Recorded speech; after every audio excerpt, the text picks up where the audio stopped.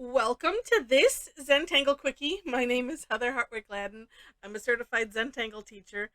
And today we're going to take a look at the Tangle Buldiz. I think I'm pronouncing that right. By CZT Stephanie Bordeau. I listened to a translation that's all in French. Look at it for more inspiration, like for more than one reason. Uh, you can see Stephanie's step out for it, along with some samples of how to use it, and some variations. Um, and the story I cut pasted, put it in Google Translate, and so it's in celebration of her, and I think others that maybe went to the same uh, certified Zentangle teacher training. So really neat. All right. So with that, it's a neat tangle. All right, and I'm going to, let's do it diagonal wise. Oh, and let's see how many I can fit in here. Gosh, maybe I can fit 4. I'm going to start sort of towards the center. In your orbs, they can be, I was aiming for the same size, but,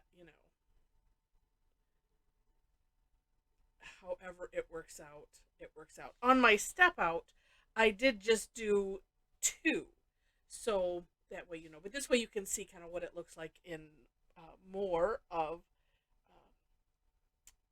uh, in a line. So you can use this as a tangle that you would put along, say, your string, or a border or something. It doesn't have to be. They don't have to be in a straight line. And as I mentioned, take a look at the For More Inspiration link to see. Now, this inside bit, um, kind of an S shape, sort of, um, but kind of like a teardrop at the same time, coming down to the bottom and then working, up to the top. Now, actually, so what we're gonna do is, so I started with, the tethered part, because you could also think of this as a tethered orb at the top, coming down back up to the top. The bottom one, we're going to do it opposite. And I have feeling the need to flip my tile. All right. And mine just don't seem to, yeah, you know what? It all ends up good in the end. And then I'm going to just do another. Going slow helps. I'm just not good at going slow sometimes. It's one of the things that you find out what you have. This is me speaking to me. You find out what you have to work on, or just some areas that are helpful to work on when you practice Zentangle. All right, the next step is inside here. I'm just starting at the bottom, and we're going to put 3 orbs in, one smaller than the next.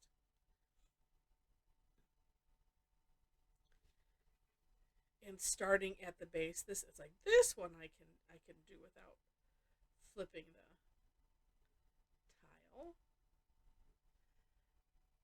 tile. Even if you just left it at that, I think that is cute. Or even just doing this shape and the little orbs inside. I'm like, ooh, what a great idea. All right, then I'm going to follow Stephanie's, her original step out. I kind of think I like it best this way. And that is just doing some straight lines on, in this area here. Now, as I'm doing this, and I'm just deciding I should make sure that you can see. You can. All right. In On Stephanie's on her step out, which includes some variations. She had one where she was auraing the side, and I played with it and I did it myself, so I'll show you that in a bit. Um, I didn't necessarily like that as well, but then again, maybe if I made my, the inside shape a little bit more curvy, I don't know. Maybe I'd like it more, but that's okay. We don't have to like everything. I like these straight lines. Oh, let's see. I don't know if it would be as effective going the other way. We'll just keep this on the path here. I was gonna say, because you could do that way. I don't know. It's like I said, we're all partial to something. Could any kind of texture could work. I don't think I would do orbs because we have orbs. I think it's neat to have something that contrasts a little bit. And straight lines, obviously, are a contrast to the orbs and the. Oh yeah, it's all orbs. It's all orbs and like a flux shape, or teardrop shape. But you could do the stir it up, and I know I have a video on that one, because that one, I know why it eluded me, because I just couldn't make Zentangle sense out of it. I mean, I could make logical sense out of it, but I needed to make Zentangle sense out of it, and I did, thanks to a video. And I think I have the video is on in the description of that video. All right, so once you have something on the outsides, then we're going to aura the orbs, and I'm going to start center here. And to aura is basically to outline. You pick your distance, and then hopefully you can stick to it. And like here we're auraing the contour as well. So where it goes up, we kind of go up, or in, I should say. I'm thinking up because I feel like I'm making my pen go up, and then coming around and carefully meeting. There is something I tell you about the aura if you have a project, and or when you're doing a tangle, and if you're not necessarily happy with it, sometimes putting an aura around is just like the icing on the cake, or the cherry on top, whichever analogy you like better. It is just an amazing tangle enhancer. All right, then the next step is we're going to do something in these little crevices. So on this one, I'm going to, I'm just following her step out. We're just going to put some little orbs in here. She has a couple different things. She has the orbs kind of, coming out this way. That was one idea. I think I should have done that one a little bit bigger, but oh well. That way it's, and they're, same idea here, where, a big one is in the center, and then smaller on either side. She also had like fancy fescue coming out, and I'll show you that in a moment. So that looks super neat. And that is it, except for shading. Now let's see. Well, I think I'm going to stick with the shading that I kind of like. So but I'm going to do it a little bit different. So I'm going to just put some graphite on the tip, and I'm going on just the one side, just because I think that's neat. And usually, though, I just pick a side and stay there. Maybe I should. Let's see. You know what? I'm going to. We can contrast it with the sample. I mean, shading is always an up to you, and it's something that you can totally have fun with. Yeah, see, I think I like that.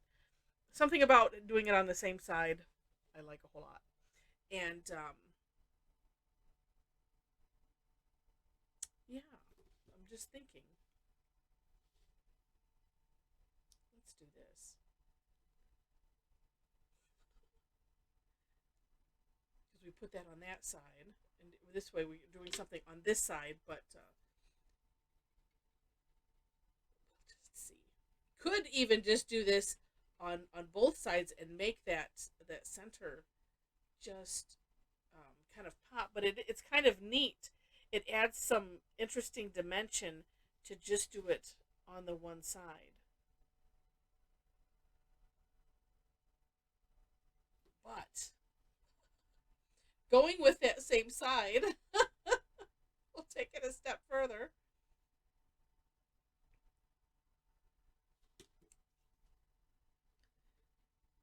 And you see, I like to do things like this sometimes in stages, unless I have a clear cut something in my head, um, and even then, it's just kind of like a little bit of a safety measure.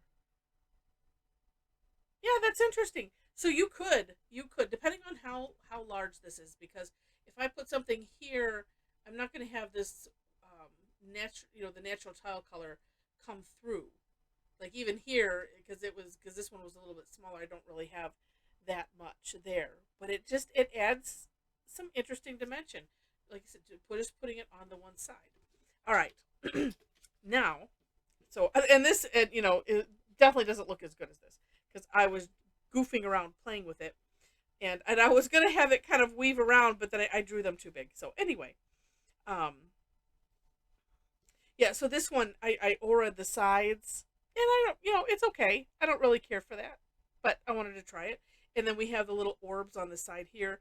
This is with the fescue coming out of the sides, and the fancy, we've been calling it fancy fescue, because it's a little bit, it is a little fancier than regular fescue, and it's so gorgeous to do. And this one I alternated. This I put on the graphite on just the tip, and I didn't bring it down enough there.